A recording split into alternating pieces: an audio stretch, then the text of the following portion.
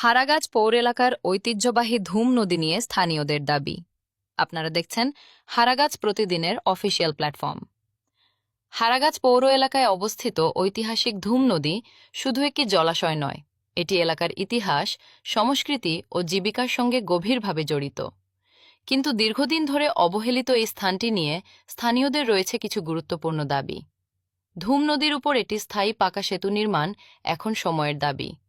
বর্তমানে উত্তর ধুমেরকুটি, মেনাজবাজার ও সারাই ইউনিয়ন সহ প্রায় ৯টি গ্রামের অর্ধলক্ষাধিক মানুষ ঝুঁকিপূর্ণ বাঁশের সাঁকো দিয়ে চলাচল করছেন।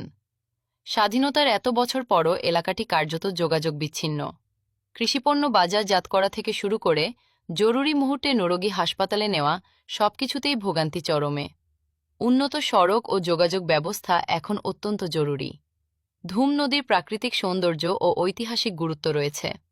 শীত মৌসুমে এখানে অতিথি পাখির আগমন এই স্থানকে আরও আকর্ষণীয় করে তোলে।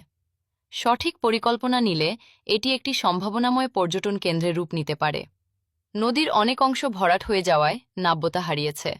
নিয়মিত খনন ও সংস্কারের মাধ্যমে এর স্বাভাবিক প্রবাহ ফিরিয়ে আনা এবং ঐতিহাসিক সেনাদুর্গের পরীক্ষা সংরক্ষণ করা জরুরি। আমাদের প্রত্যাশা, স্থানীয় মানুষের দীর্ঘদিনের এই ন্যায্য দাবিগুলো দ্রুত বাস্তবায়ন হোক। হারাগাছের আশেপাশে ঘটে যাওয়া যে কোনো ঘটনা, সমস্যা বা গুরুত্বপূর্ণ তথ্য আমাদের কাছে পাঠাতে পারেন।